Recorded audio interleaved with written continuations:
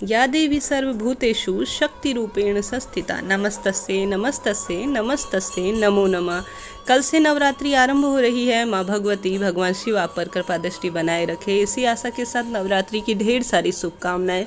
नवरात्रि के दिन चमत्कारी होते हैं। 9 दिन 9 देवियों के शक्ति स्वरूप जो माता के विभिन्न रूपों को प्रदर्शित करने के लिए उनकी विशेष आराधना पूजा की जाती है। इन दिनों माता अपने पूर्ण स्वरूप में होती हैं। जो भक्त उन्हें सच्चे मन से पूजता है, जिस रूप में पूजता है, माता रानी उसकी मनोकामना तत्काल पूर्ण करती हैं। ऐसे में कई भक्तजन हवन करते हैं, उनकी पूजा अर्चना विशेष करते हैं, जैसे कलश स्थापना हो गई, अखंड दीप हो गया। रोज 9 दिन तक कई लोग कन्याओं का पूजन करते हैं, हवन करते हैं, परंतु कई लोग कई कारणों से यह कार्य करने में असमर्थ होते हैं, तो उन्हें विशेष रूप से यह एक कार्य आवश्यक रूप से करना चाहिए, जिससे माता रानी उनके दुखों का निवारण करे और उनकी मनोकामना पूर्ण करे। ऐसे में आप सभी कुछ नहीं कर सके तो सुबह और शाम को आप सभी को इस विधि से माता रानी के आगे एक दीपक अलग से आवश्यक रूप से जलाना चाहिए। सबसे पहले आप जो दीपक सभी देवी देवताओं के जलाते हैं वह जलाइए।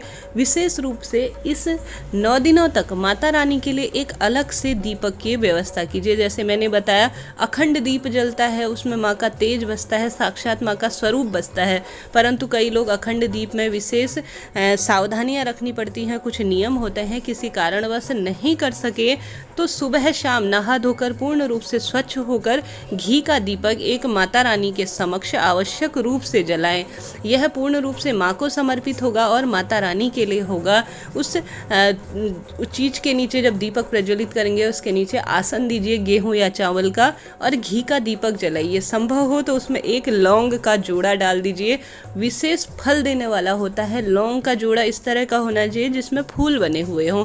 विशेष रूप से माता रानी को बताशा, पान और लौंग का भोग लगाया जाता है और दीपक के माध्यम से भी माता रानी इसे स्वीकार करती हैं।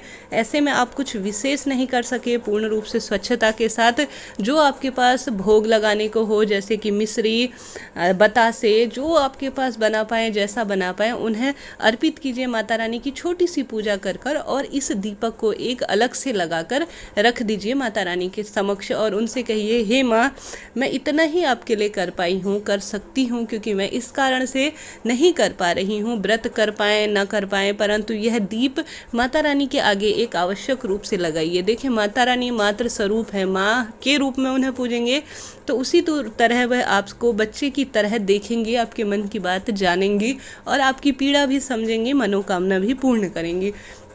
तो ऐसे में आप सभी से मेरी रिक्वेस्ट है, एक दीपक माता रानी का आवश्यक रूप से अलग से माता रानी के समक्ष आप सभी को जलाना होगा। माता रानी आपकी मनोकामना देखिएगा, 9 दिन के भीतर या थोड़े समय बाद पूर्ण कर ही देंगी। कोई भी आपके जीवन की समस्या है उसका अंत होना निश्चित है।